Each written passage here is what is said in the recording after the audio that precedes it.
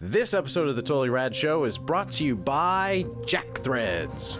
Coming up, we sit down and solve the puzzle of Portal 2. Totally Rad Show.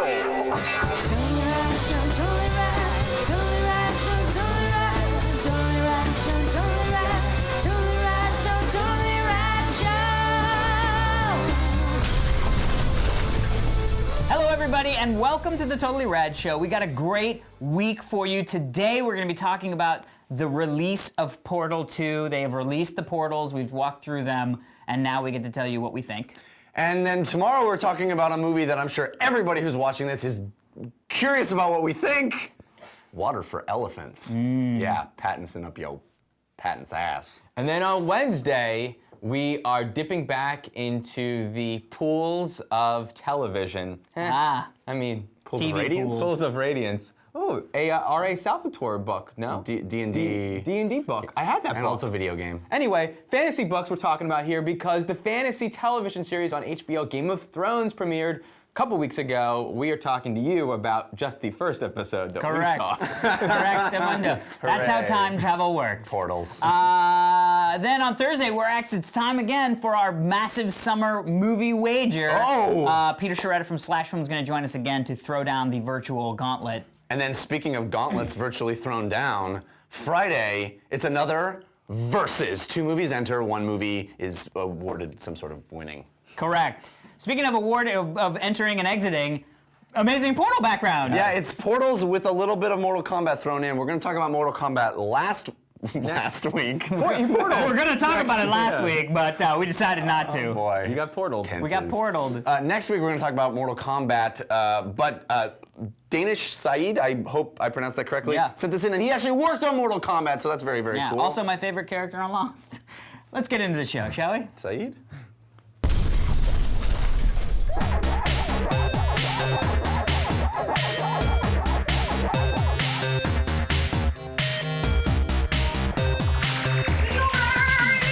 Today we're talking about Portal 2.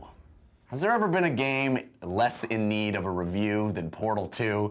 So I think we're just going to talk about Portal 2. I'm sure you've heard of this game. It's the sequel, of course, to the small part of the Orange Box release back in 2007 that Valve put together. Portal 2 at that time was kind of just an add-on bonus little fun experiment, and oh boy, it exploded into having several memes and a lot of popularity. I think it was your #1 game that year. Yeah, oh god, yeah. And of course, Portal 2 expands on the franchise quite a bit.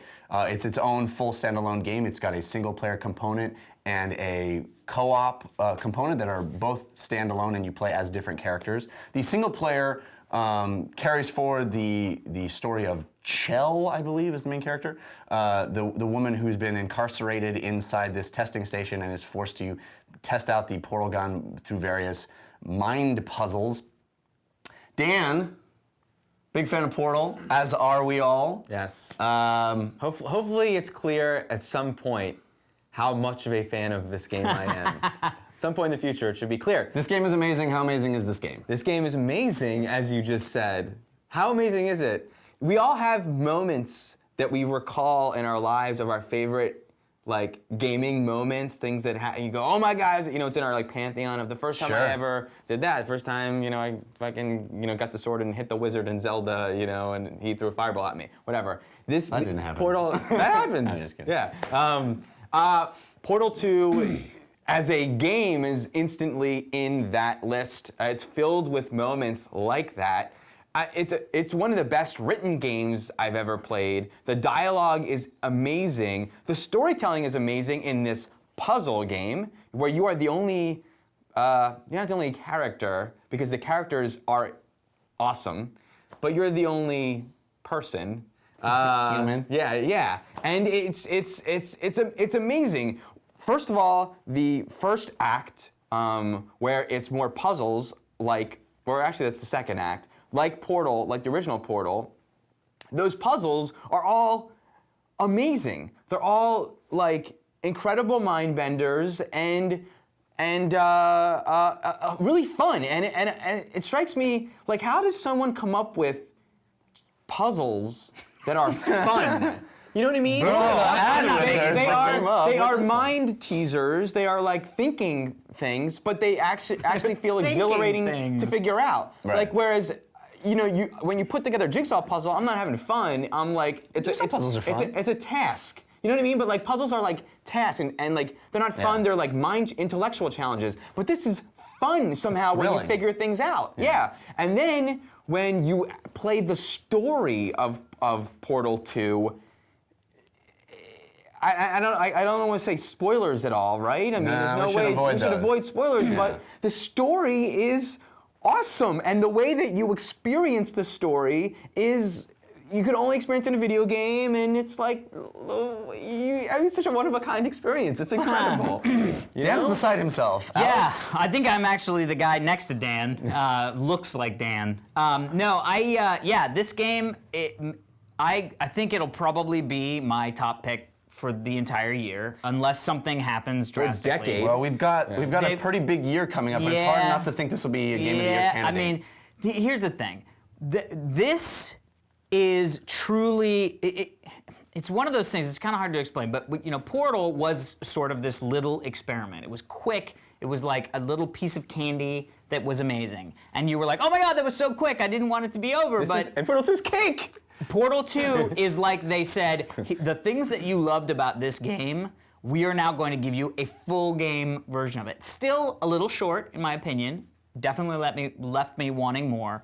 I really enjoyed the co-op as well. I mean, the co-op is literally there are 4 portals, and you need to figure out how to get yourselves through the different places, and that in and of itself is like a +1 to mind bending. Yeah, the thing that's so amazing is that all the concepts in the single player are really well explored, and then you get to the multiplayer, the co-op, and there's like completely new concepts introduced. Yeah, and it's the same stuff. Like I've only gotten to the sort of almost all the way through the sort of bridge area, and it's the same sort of pathing where with Portal, the single player, you kind of start. I mean, story aside and story progression aside, you kind of start with just the portals, then you kind of move into, portals, and there's the light bridge, and you got to figure that out, and then there's the goo, which is the sort of new, the light bridge and the goo are the sort of 2 real big new elements.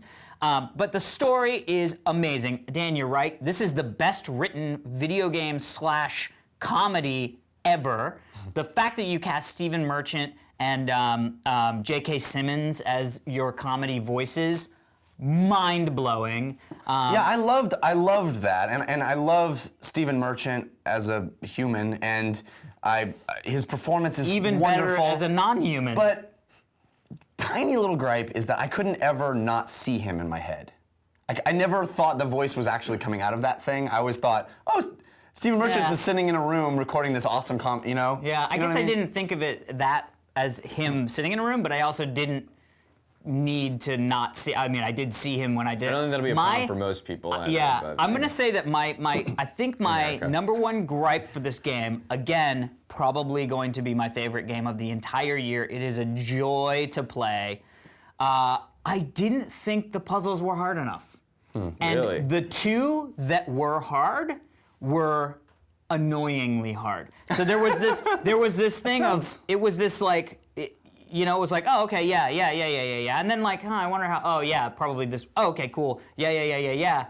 What is this room even about? Oh, I don't want to, now I'm not having fun. Then getting through that. But there was never that middle road where I wanted to be, where a room took me, 20 minutes, and I had to really use my brain, but then it wasn't near impossible, and then I just got it. You know what I mean? That there was sort of more of a fun, there wasn't a fun middle ground. It was either I was really breezing through the game, or it was horribly frustrating and I wasn't having fun. And whereas Portal 1, there was a lot of middle ground. There was that like, oh man, what if I go, that kind of gets me halfway. Ooh, okay, that's satisfying. Well, but then I gotta do, you know what I mean? That stuff wasn't in the game for me.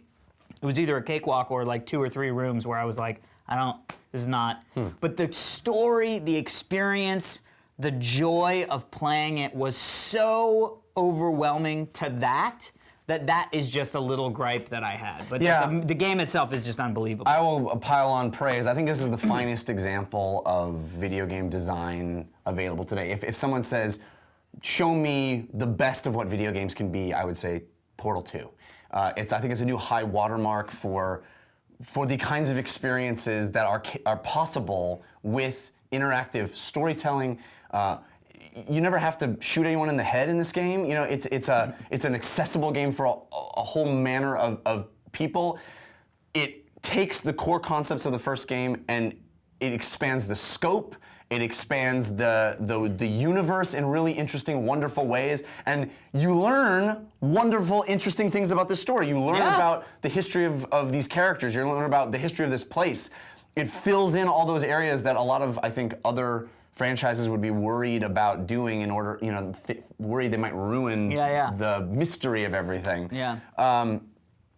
It's also a gorgeous game. I played it on the PC, and on the PC, it is gorgeous. The Source engine is remarkable. This is a, 5, 6, 7-year-old engine. 7-year-old, yeah. I was doing screensavers when it came out. And they always talked about how upgradable it was and modifiable it was, and it's borne fruit. I also want to mention the fact that this game. My one gripe is that there's too many loading screens, and unfortunately, loading screens come in weird places that break up the momentum, and especially toward the end where that momentum is so engaging and interesting. That's my tiny gripe about the game. But there's so much done right. There's so much that provides an experience that you don't get anywhere else. Yeah. Oh God, what was I? They take the core concepts of the first game. The things that I loved the most, and I think we all did, in the sense of, we all talked about like flinging yourself around the environment using momentum. There's so much more of that in this game, and it's so much more. It's so exhilarating and fun. And they add like those little audio cues, like everything adds up to be this wonderful. There's a great feeling. sense of momentum. And I've no game. Well, not no game. First Portal, Braid, Limbo. Those kinds of games, they make me feel like a genius when I figure something out. I'm like, I'm a genius. Yeah, it's such a wonderful I was playing feeling. the co-op with Jerry, and he literally kept saying, "We are geniuses." Yeah. Whenever I walk into a room, I'm always like completely overwhelmed. And then I figure out step one, and then it all, okay, I got it. But there's always like a huge room where like, what do I even look at right now? And then you like see what the first like beam you need to like shoot. Yeah. Once you get like one step, it's like, okay, I can handle it. I got this. But it's always that overwhelming, and then you feel like a genius once you figure it out. One of the best endings ever of a game, I would say. It is such a wonderful. I mean, it's hard not to be hyperbolic about how great this game is. It's definitely a Game of the Year candidate. Yes. All right, everybody, remember to stick around for this day in rad history, but first, sponsor. I hate shopping. I've heard you guys this like before. me? Yes. Yeah, I honestly hate clothes shopping. Dan likes clothes like shopping, clothes but shopping. I don't. Yeah. I don't. Hello, double plaid. Double plaid. Plaid. I dislike it intensely. Armani. But I'm very pleased because there is a solution to my problem. I've signed up for this thing called Jack Threads. Now, Jack Threads, it's a members-only online shopping club that allows me to have access to really cool name brands. I like that too. And not only that, it gives me a discount on them. So I can shop from home, and I get to like up to 80% off of brands like Kid Robot, The Hundreds, American Apparel. Nice. I get an email every day that gives me a list of all these cool brands and all the discounts, and I get to like just go clickety clickety click, and they send me awesome cool stuff. That sounds smart. Unfortunately, it is members only. Well, that's But there's a too bad. solution! Oh, I was gonna end the show. Our viewers are getting a hookup. Luckily, you can go to jackthreads.com/TRS and you can jump the line and get right into the club because you watch our show. Also, there's no fee. Amazing. It's free. So go to jackthreads.com/TRS. You can start saving now, and you can start getting those cool emails and get access to really hip clothes. I keep saying that I'm gonna do it. Maybe this week I'm gonna do it. It's super easy, dude, I know, and I love free. it. Jack Threads. Two things you love: easy, free. Easy, free. Boom. All right, people. Speaking of easy and free, how about watching the show tomorrow? Yes. Do it. Mañana. Tomorrow, we check out the movie Water for Elephants.